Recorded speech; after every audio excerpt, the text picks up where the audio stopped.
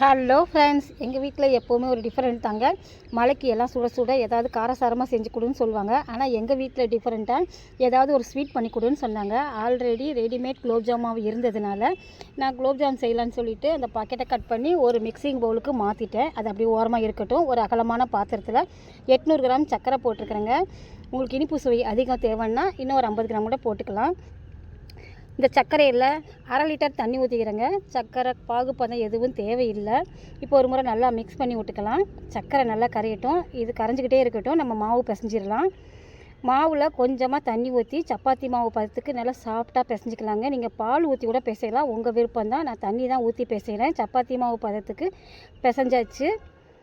இப்போ இதிலேருந்து சின்ன சின்ன உருண்டையாக உருட்டிக்கலாம். கையில் கொஞ்சம் நெய் தடவி சின்ன சின்ன உருண்டையாக உருட்டுங்க, விரிசல் இல்லாமல் வரும். இப்போது சின்ன சின்ன உருண்டையாக உருட்டி எடுத்தாச்சுங்க. இப்போ இது ஒரு ஓரமாக இருக்கட்டும். ஒரு கடாயில் 100 கிராம் நெய் ஊற்றி வச்சுருக்கிறேன். எனக்கு நெய் ஃப்ளேவர் பிடிக்குன்றதுனால நான் நெய்யிலே இந்த குலோப்ஜான் பொரித்து எடுக்கிறேன்.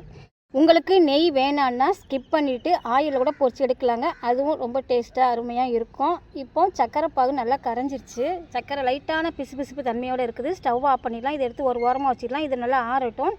வெதுப்பாக இருக்கும்போது நம்ம குலோப்ஜான் பொரித்து போட்டால் தான் நல்லா சூப்பராக குண்டு குண்டுன்னு இருக்கும். சுட சுட போட்டோம்னா டக்குன்னு வெந்து கரைஞ்சிரும். இப்போ இது ஒரு ஓரமாக இருக்கட்டும். இப்போ நெய் நல்லா உருகிருச்சு.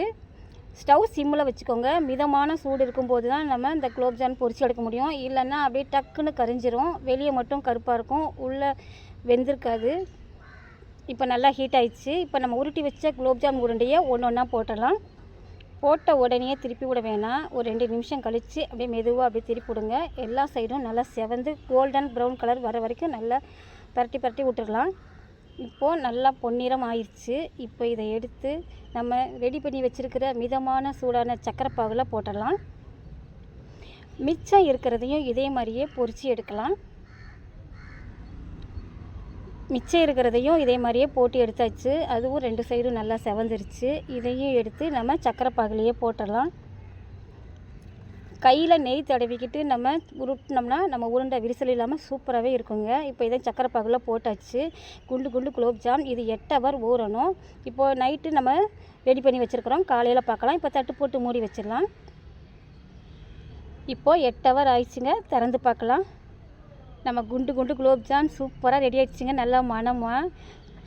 நீங்களும் இந்த மலைக்கு காரசாரமாவா இல்லை ஸ்வீட்டாக என்ன செஞ்சீங்கன்னு கமெண்ட்டில் சொல்லுங்கள். இப்போ இதை ஒரு கிண்ணத்துக்கு மாற்றிக்கலாம். பாருங்கள், குண்டு குலோப்ஜான் சூப்பராக ரெடி ஆயிடுச்சு. இந்த வீடியோ பிடிச்சிருந்ததுன்னா உங்கள் ஃப்ரெண்ட்ஸ் ரிலேட்டிவ் எல்லாத்துக்கும் நிறைய ஷேர் பண்ணுங்கள், லைக் பண்ணுங்கள். இன்னும் ஒரு நல்ல வீடியோவில் சந்திக்கலாம். பாய்.